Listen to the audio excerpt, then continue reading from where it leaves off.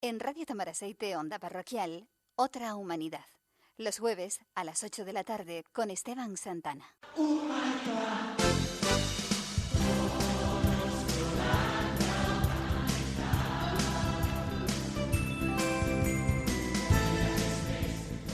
Bienvenidos a una nueva edición de Otra Humanidad. Hoy tenemos el placer de tener en nuestros micrófonos a don Luis Cristóbal García Correa, ex concejal del Ayuntamiento de Las Palmas de Gran Canaria, persona comprometida con su pueblo y con la Iglesia desde siempre. También fue el primer presidente de ASCAN, Asociación Canaria de Defensa de la Naturaleza, hoy presidente de honor, y también presidente de la Asociación de Amigos de la Catedral. Con él vamos a compartir unos minutos de radio. Muy buenas, don Luis, y muchas gracias por estar aquí también en su casa. Por supuesto, así es como me siento. Esta es mi casa a la que no solo le dedico el tiempo más que puedo y debo, sino que además le tengo un gran cariño. Pues hoy vamos a tratar de conocer un poquito más a fondo a don Luis Correa, como es conocido en nuestro pueblo de Tamaraceite. En el control técnico está Teresa Cabrera y les habla Esteban Santana. Si le parece, don Luis, vamos a comenzar esta charla hablando de Tamaraceite. Usted ha vivido muchas cosas en este pueblo, ¿verdad? Muchísimas, ¿verdad? Muchas, porque ya soy un hombre viejo, pero no avejentado, que es otra cosa distinta. Me siento joven espiritualmente, pero viejo de edad, porque voy a cumplir 80 años. Que ha vivido muchas cosas. Muchas. ¿Y en qué ha cambiado Tamaraceite desde que usted llegó aquí a vivir hasta ahora? Pues que con dos palabras, Tamaraceite era un pueblo y hoy es un barrio. Esa es la diferencia. Tamaraceite vivía como pueblo, se conocía todo el mundo, había una relación entrañable entre los vecinos y hoy es un barrio más de una ciudad moderna en donde los habitantes del mismo piso y puerta con puerta no solo no se conocen, que ni se saludan. Tamaraceite va camino de convertirse en un barrio de ese tipo porque está perdiendo desafortunadamente la identidad que tuvo como pueblo, y eso es algo que tenemos que intentar entre todos rescatarlo, porque Tamaraceite era un pueblo y un bello pueblo, aparte de la belleza que tiene físicamente, porque es un valle de una belleza enorme. Vamos a empezar un poco hablando de su vida, ¿no? ¿Qué fue lo que le motivó a entrar usted en la vida política? Yo fundamenté mi vida hace muchos años en 4 pilares: Dios, la familia, los amigos y la comunidad. Esos 4 pilares me impulsaron a ir a trabajar por el bien de los demás y trabajar por la comunidad sin pedir nada a cambio, que eso es política, trabajar por los demás sin pedir nada a cambio, y además yo lo heredaba. En mi familia la preocupación social y de la comunidad fue una constante. Mi abuelo fue concejal, mis tíos fueron concejales, tengo primos concejales, entonces en mi familia ha sido una tradición, pero por cultura, por educación, de preocuparnos por el bien de los demás sin pedir nada a cambio. Al revés, el pago que recibíamos era el haber trabajado por los demás. ¿Qué anécdota recuerda usted con más cariño de su tiempo como concejal del Ayuntamiento de Las Palmas de Gran Canaria? La participación ciudadana de aquel momento y después crearse aquí la primera Federación de Asociaciones de Vecinos de España.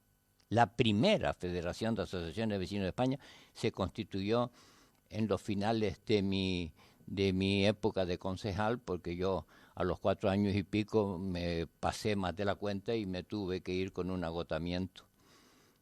Pues en los últimos, y cuando me marché, la federación me hizo el tremendo honor y la gran responsabilidad de hacerme también presidente de honor. ¿Por qué se cansó de la política, don Luis? No me cansé, fue que trabajé demasiado para las fuerzas, por lo visto, físicas y psíquicas que yo tenía, y entonces llegó un momento en que tuve un agotamiento, un surmenage. y fue un poco profundo porque estuve 3 años en tratamiento para poder salir de él. Y como descripción de qué era lo que me pasaba era cuando ya el agotamiento fue tan agudo, que ya digo, tuve que pedir la baja en el ayuntamiento, yo leía una línea y al final de la línea no recordaba qué es lo que había leído al principio. Era como si el cerebro se hubiese intoxicado. Esa era la sensación. Por eso yo me marché del ayuntamiento porque no me quedó otro remedio. ¿Cómo recuerda los primeros pasos del movimiento asociativo en Tamaracete que ya nos nombró antes? Fue maravilloso. Fue una época esplendorosa. La verdad que también habían unas circunstancias propicias. Franco había muerto, había una gran inquietud de participación y después, además, Tamaracete y todos los 52 núcleos, porque yo cuando era concejal, aquí habían en el distrito de San Lorenzo, como se llamaba en aquel entonces, que es el distrito más grande de la ciudad, habían 52 núcleos habitados y cada núcleo era un pueblo. Entonces había una gran relación entre los vecinos y convocar una reunión, que fue lo que yo pues les decía, señores, yo no voy a ir casa por casa para preguntarle a ustedes cuáles son sus problemas, ustedes se tienen que unir y ustedes acordar entre ustedes cuáles son los problemas y que yo como concejal tengo que ir a resolver en el ayuntamiento. Y eso todo el mundo lo entendió con una facilidad enorme porque había una receptividad por 2 razones.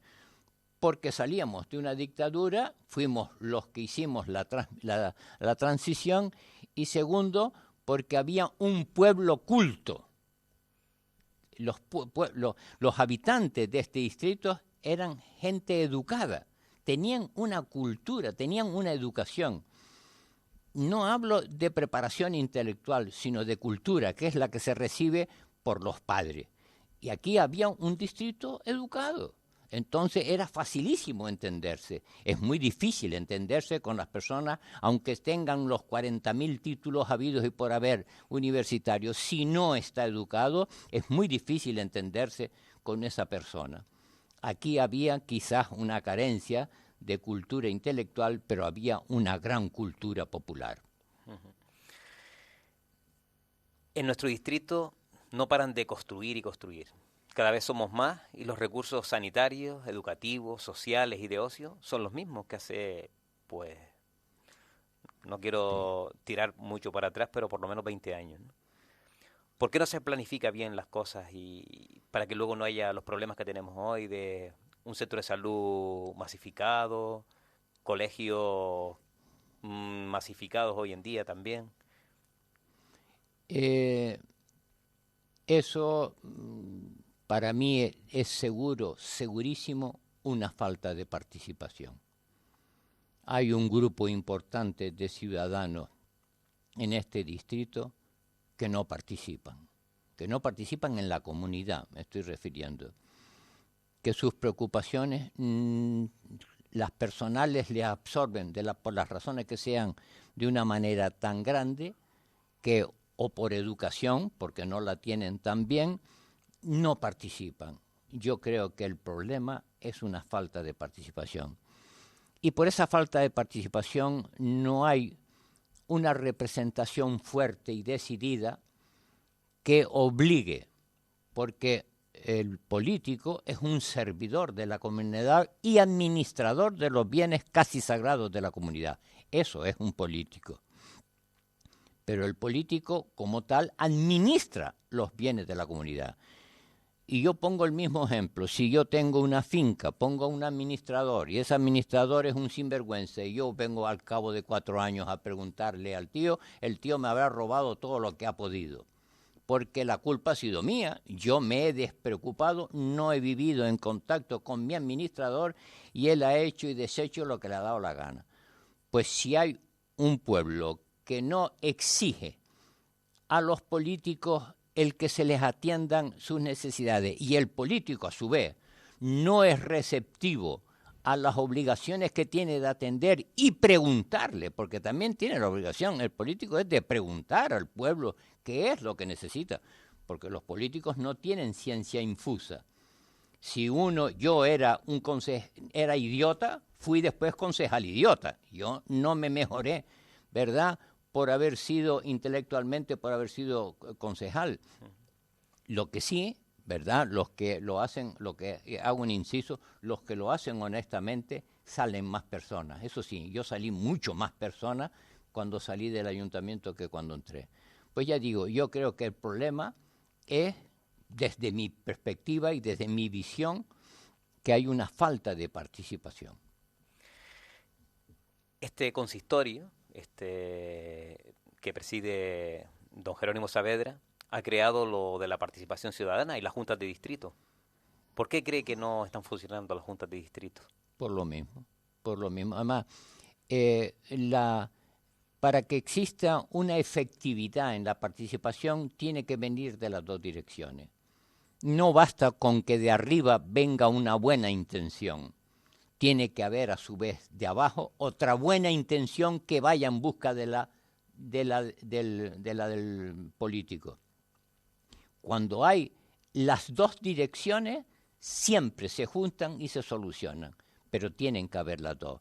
Por muchas instituciones que se puedan crear, el gobierno del amigo Jerónimo Saavedra, como quieran crearla el gobierno español, europeo, el del mundo, si el pueblo no crea la misma inquietud y va en dirección del director, del encargado, del político, no sirve de nada. Nuestra sociedad está pasando unos momentos muy duros a todos los niveles, pero sobre todo en lo que a la economía nos referimos. ¿En qué se nota la crisis en nuestro pueblo de Tamaraceite? Sí, se nota cuando uno se entera de que hay parados y con escasos recursos. Pero hay que enterarse, porque no es físicamente notorio, no se nota. Al revés, ahora hay más coches, se están vendiendo más coches que hace 2 o 3 meses. Así que hay una incongruencia económica a la vista, porque sí hay un porcentaje, la mayoría, que la crisis le afecta porque no tiene más ingresos, pero sí tiene los ingresos suficientes para vivir, afortunadamente. Pero hay un grupo de auténticos necesitados que esos, afortunadamente, no son una mayoría y entonces no se nota, pero sí lo hay. Y ahora hay más necesitados, pero no pobres, por así decirlo. ¿Cómo es qué diferencia habría entre el pobre de ahora y el pobre de hace 50 años? Hay una gran diferencia. El pobre de hace 50 años, hace 50 años realmente solo habían 2 clases, había el rico y el pobre. La gran mayoría eran pobres, pero no había ni paro ni miseria. Eso es una realidad que hay que aclarar. Hace 50 años no existía paro.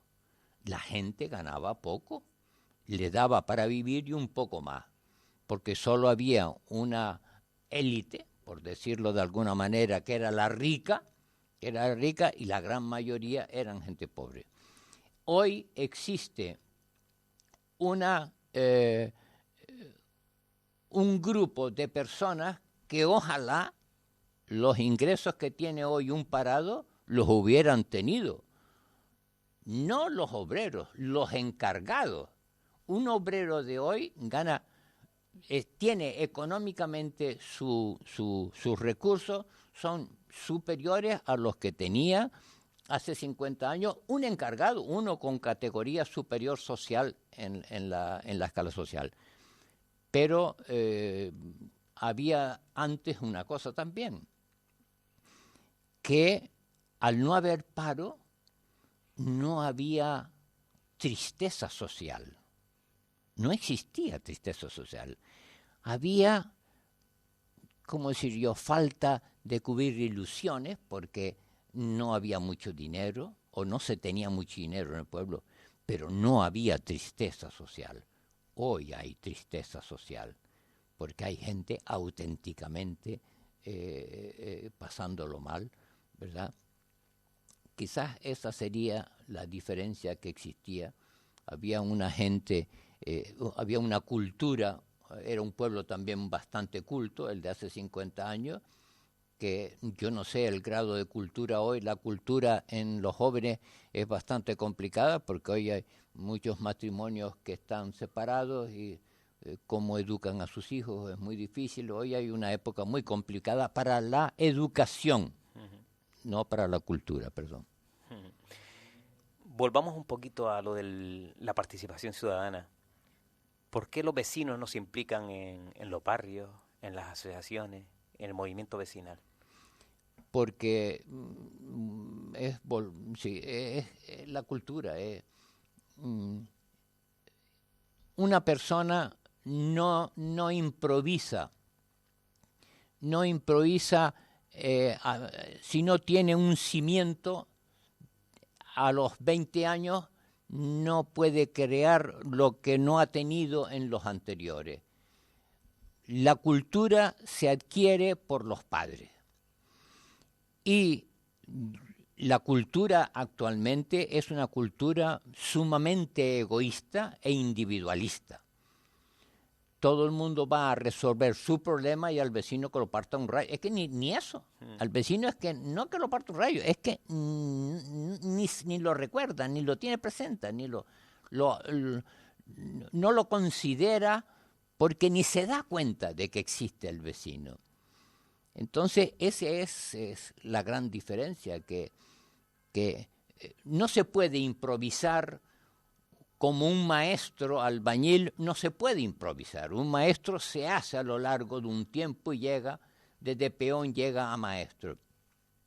Pues la participación es igual. La participación hay que aprenderla desde niño para después aplicarla. Una persona mayor que no ha vivido el sentido de la participación, le es muy difícil, ni la entiende además, ni la entiende, y menos practicarla, claro. ¿Qué consejos le daría usted a los jóvenes que quieren iniciarse en el mundo de la política? Porque de los mayores honores, de los mayores labores que un ser humano puede realizar en la tierra es la política. El dedicarse a trabajar por los demás y sin pedir nada a cambio es uno de los mayores honores y de las mayores satisfacciones que un ser humano puede tener. Y yo antes dije y lo repito, yo cuando salí del ayuntamiento era más persona que cuando entré. Yo le debo mucho al ayuntamiento porque me mejoró como persona. Pero hay que tener clarísimo eso, es trabajar por los demás sin pedir nada a cambio. Eso da una riqueza de valores enorme y unas satisfacciones inconmensurables, son indescriptibles. Y eso es lo que yo le diría a los jóvenes, que el trabajar por los demás y sin pedir nada a cambio da unas satisfacciones inconmensurables. ¿Y usted cree que esa filosofía la tienen los políticos actuales que tenemos en nuestro gobierno municipal, en nuestro gobierno regional, en nuestro gobierno nacional? Tendríamos que entonces, Esteban, preguntarnos, ¿nosotros como pueblo lo tenemos? Porque los políticos son unas personas del pueblo que los eligen y van a ocupar un cargo político. Pero son las mismas personas de ese pueblo. Si nosotros somos participativos en el pueblo, los concejales, los políticos en general, tienen que ser participativos porque salen de un pueblo participativo. Entonces tendremos que hacer una pregunta y preguntarle a un sociólogo o a uno que haya hecho una investigación, ¿qué pueblo es el que tenemos en estos momentos? ¿Es un pueblo que ha recibido una educación de la participación? ¿O qué tipo de pueblo? Yo no soy sociólogo y no sabría contestar a esa pregunta. ¿Qué le diría usted a los políticos si nos estuvieran escuchando sobre Tamaraceite y sus principales necesidades? Nada. Yo no les diría nada, porque ellos como políticos tienen la obligación de saber cuáles son las necesidades y las soluciones políticas y económicas que tienen esos problemas. Y tienen esos conocimientos porque tiene que haber un pueblo que le ha explicado, les ha dicho y les ha exigido, porque no he dicho, sino exigido a los políticos que hagan y que luchen por la solución de los problemas que ellos tienen. Entonces yo no les puedo decir nada porque eso tienen que saberlo ellos. Entonces no les puedo decir nada si ya digo, hay un pueblo que exige a los políticos que hagan las soluciones a los problemas, y los políticos son personas que están atentos a lo que dice el pueblo para luchar por ello. Como así es un político, yo no les puedo decir nada. Vamos a dejar la política un poco atrás y hablemos de Ascam. Usted es ahora mismo presidente de honor de la Asociación Canaria de Defensa de la Naturaleza. Pero explíquenos así brevemente qué es Ascam y cómo surge. Ya. Ascam surgió en los años 60. Ya en aquella época entendíamos, un grupo de personas, no éramos muchos, de que se empezaba a hacer la destrucción del medio ambiente, de la naturaleza.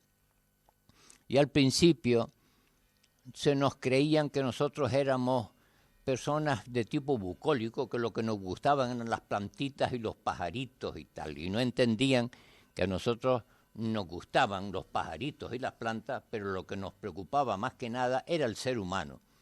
Y el medio natural del ser humano es su medio natural, y valga la redundancia.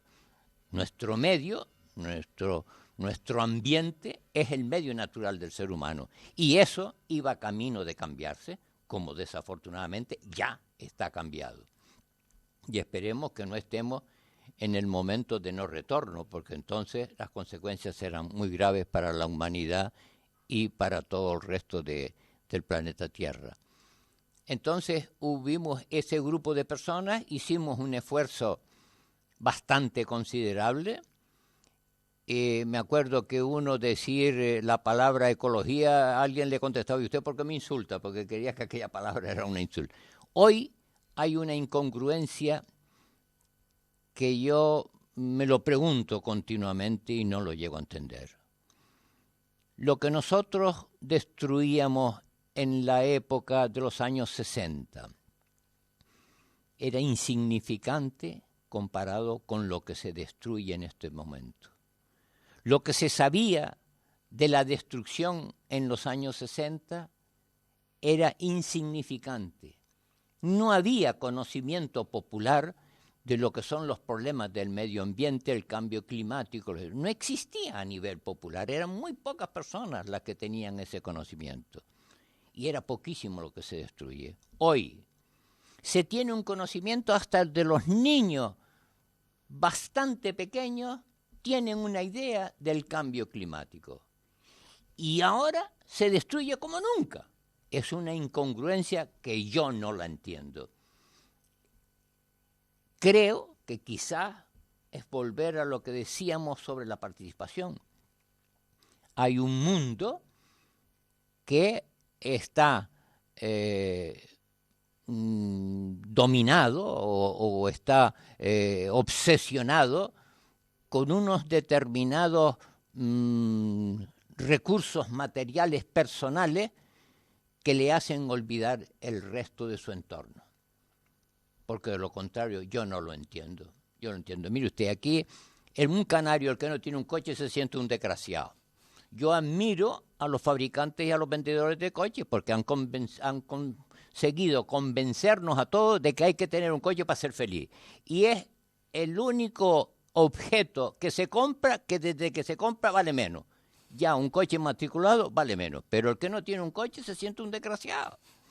Pues eso para mí es un grado de anormalidad. Es un grado de anormalidad. Es la peor de las inversiones que existen. Yo propuse en la época de concejal hacer unos aparcamientos grandes alrededor de la ciudad, que ni era idea mía, eso era una idea que ya lo habían en algunos países en el mundo. hacer unos grandes aparcamientos y ahí todo el mundo depositaba su coche y el que si quería circular pagara un canon caro, relativamente caro, con el valor de que, además lo publiqué, no hace muchos meses lo publiqué en el periódico, pagar un canon, pues por ejemplo, de lo que cuesta un taxi ir de un extremo a otro de la ciudad. El que quiera conducir en la ciudad, pagar un canon. Y con ese canon se mantenían unas guaguas que irían gratis y al mismo tiempo, como no había apenas circulación, la misma guagua haría 2 veces el recorrido. Bueno, era una manera de reducir esto. Yo esto lo planteé en la época de que era concejal y mis compañeros casi me matan. Eso no es político, eso es tal, eso cual. Y hoy pasa exactamente igual.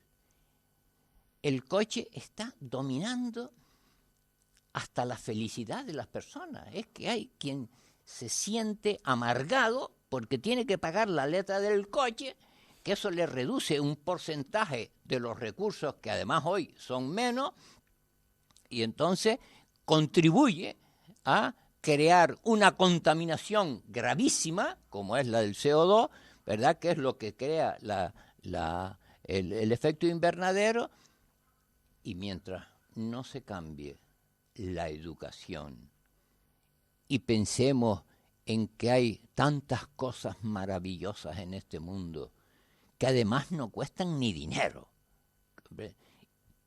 hasta que no se cambie eso, pues vamos camino pro al marisco. Seguimos hablando de naturaleza y de destrucción de la naturaleza. Y vamos a lo más cercano. Tamaraceite fue en tiempos no muy pretéritos un valle de palmeras. ¿Qué ha pasado con las palmeras de Tamaraceite?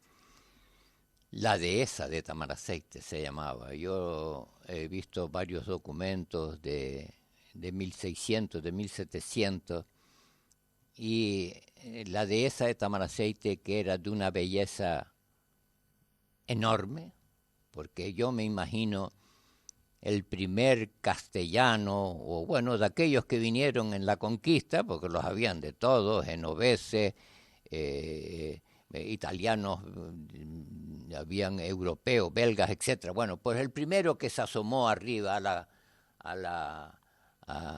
a dominar el valle en la Cuesta Blanca, al asomarse arriba a la Cuesta Blanca y mirar el valle de Tamaraceite, debió de haberse quedado sentado, porque esto era de una belleza enorme. Era un valle precioso.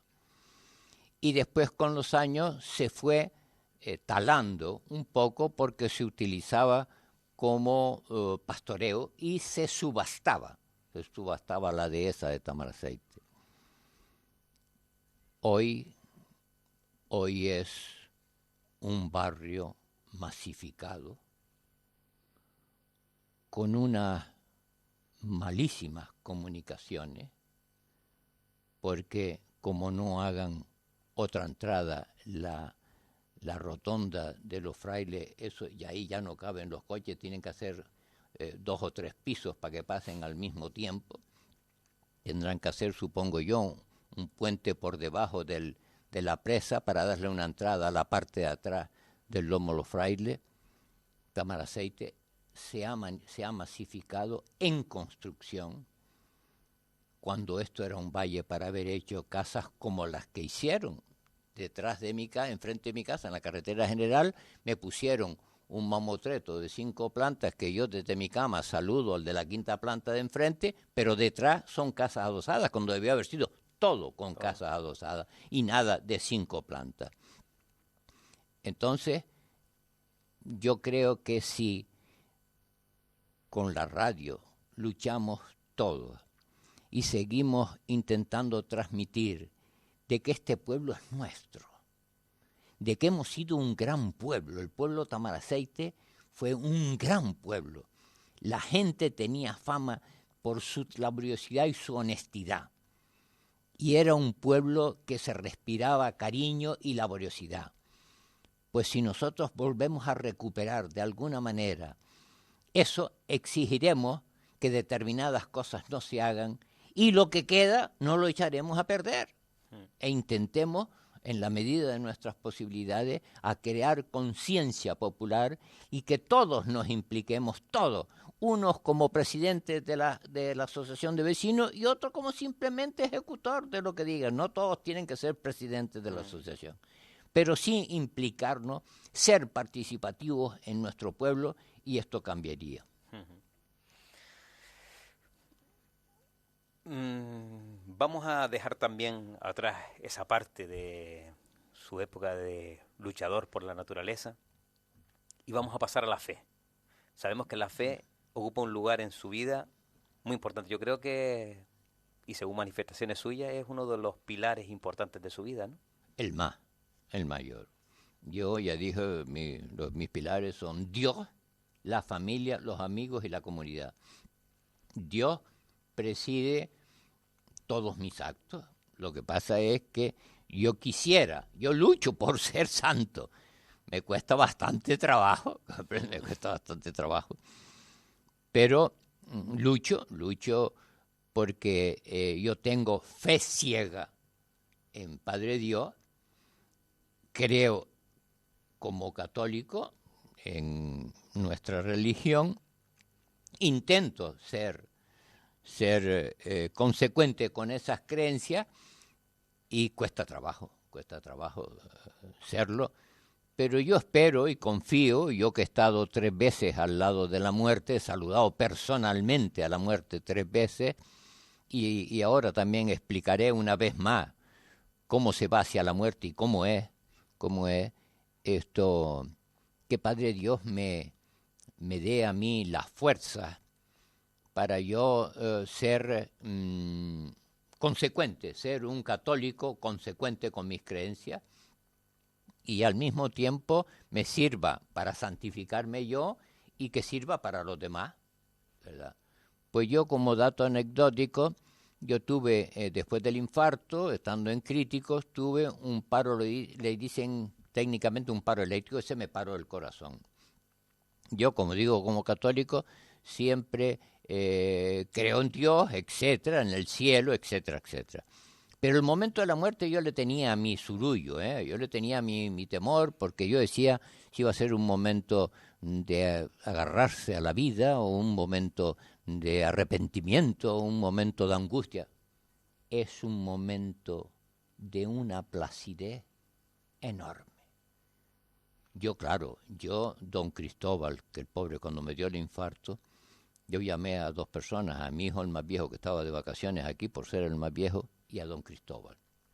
Y don Cristóbal fue corriendo desde la iglesia a mi casa para darme la Santa Unción. Por supuesto, yo iba con la Santa Unción. Entonces, el ir hacia la muerte era de una placidez enorme. Esa es mi gran experiencia que transmito y que lo he dicho públicamente y lo repetiré mientras pueda, porque no hay que tenerle temor ninguno a la muerte. Es de una placidez enorme. Una experiencia fuerte, bonita, y yo en nombre de todos los oyentes le agradezco también que haya compartido con nosotros esa experiencia, ¿no? que por la que tenemos que pasar todos los humanos. Todos. Afortunada o desgraciadamente, pero que... Afortunadamente. Sí.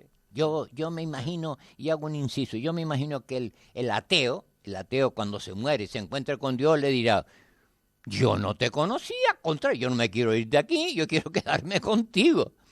Seguro. Entonces, para todo, Esteban. ¿Está de moda, don Luis, ser cristiano hoy en día?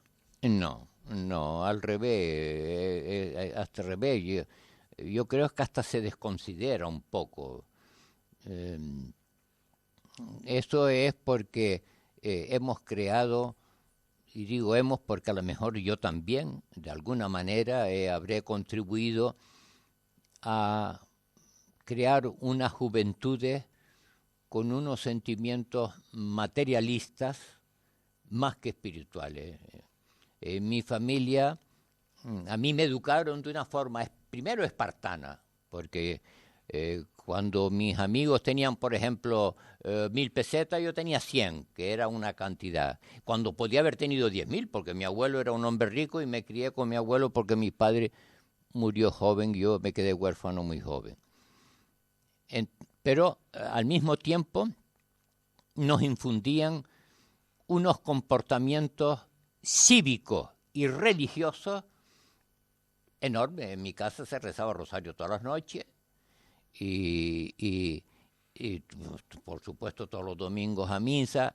Fui también a un colegio, a los jesuitas, me educaron los jesuitas culturalmente. Entonces, a mí desde pequeño, en mí y en mi familia, lo normal era tener unas creencias religiosas. Yo no sé si ahora en la juventud actual, porque yo me creo algunos problemitas con mis nietos, ¿verdad? No tienen las mismas inquietudes, ¿verdad?, que a mí me transmitieron. Entonces yo no sé lo que le pasará a los demás, pero yo tengo mis preocupaciones con respecto a mis propios nietos. ¿Es esta sociedad que estamos viviendo hoy en día una sociedad desvalorizada en el sentido de valores? De valores religiosos, sí. Sí, yo creo que sí. Yo creo que exagerando un poco, que nunca es correcto, pero no sé describirlo de otra manera, pues Dios no me dio más luces para esto, ¿no? Pero es como decir, yo hoy la meta es tener el coche, después tener el apartamento, después tener el apartamento en el sur, después tener el barco. No se percibe, o yo no lo percibo, que haya un ambiente general, en plan general, inquieto por ideas religiosas. Pero sí tengo que decir algo que también es ilusionante y que puede ser el camino del que se aproveche Padre Dios para entrarlo. Las ONG. Ahora funcionan bastantes ONG. Eso es una esperanza, porque eso es una forma.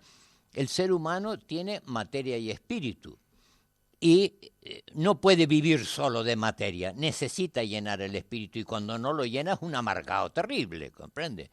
Entonces muchos desarrollan esa necesidad espiritual, en vez de dirigirla en una dirección religiosa, lo hacen en una ONG. Entonces eso es una esperanza, porque además el ser humano, ya digo, es materia y espíritu y por mucho materialismo que exista, su espíritu no desaparece.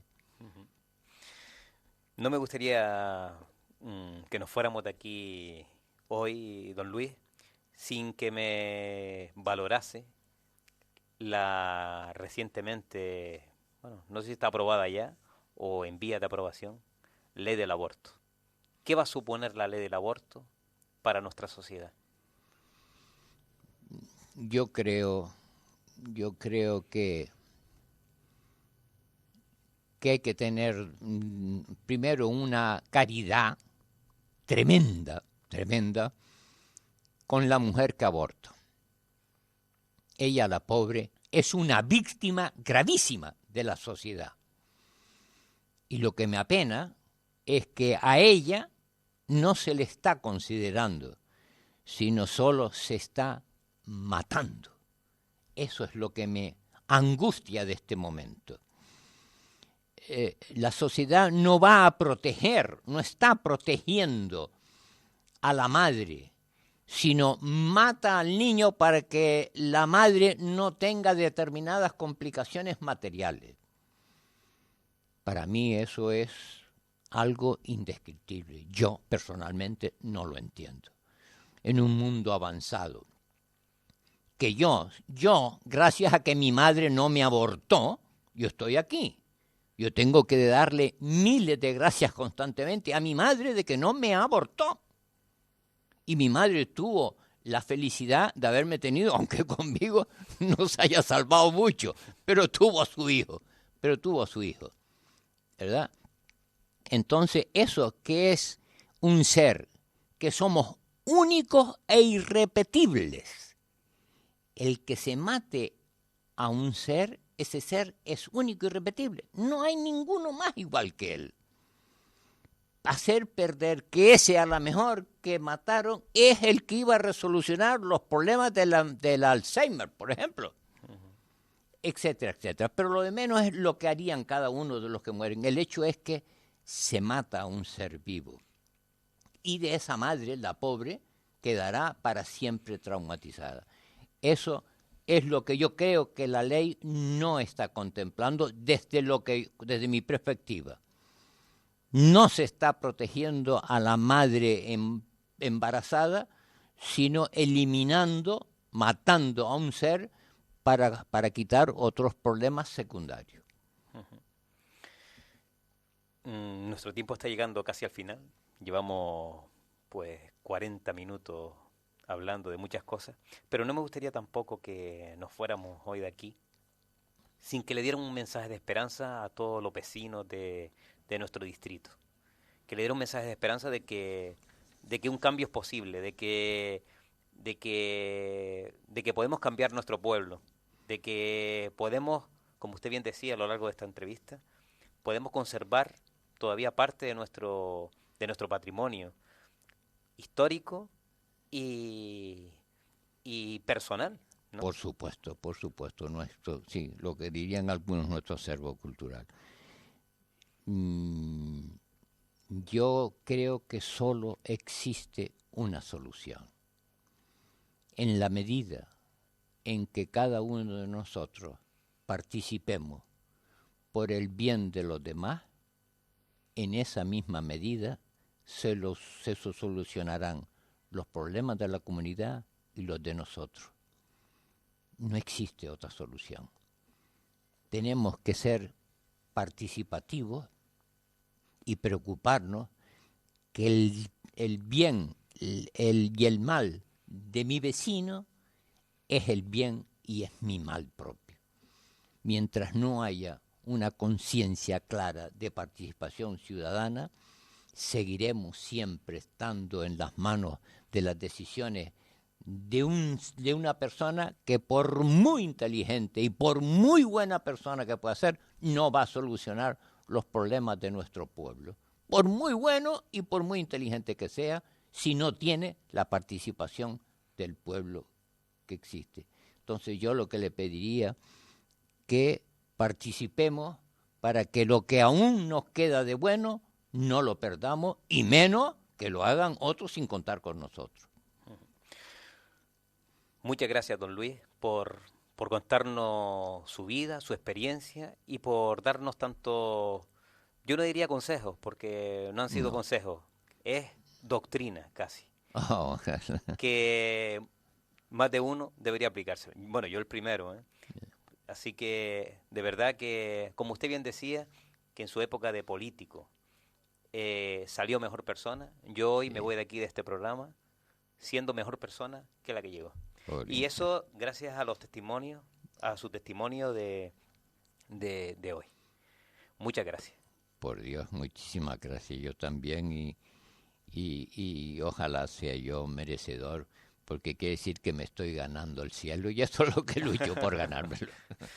Muy bien, pues ha sido un placer el contar con usted. Nuestros oyentes seguirán escuchándolo en todos los viernes. ¿A qué hora, don Luis? ¿A las 12? A las 12, Cita Olga Viera y yo intervenimos y hacemos unas reflexiones sobre temas que considero, ¿verdad?, el próximo lo haré sobre la resurrección, porque va a ser el viernes después de Semana Santa. Entonces, lógicamente, un tema tan importante como es la resurrección, ese será el tema que trataremos el viernes siguiente a Semana Santa. Pues, después de este rato con don Luis García Correa, la verdad que no nos queda más palabras que lo que decíamos, reiterar el agradecimiento de todo el equipo de Radio Tamaraceite por estar aquí y por seguir compartiendo con nosotros día a día también su experiencia y su vida con nosotros y con el pueblo de Tamaraceite.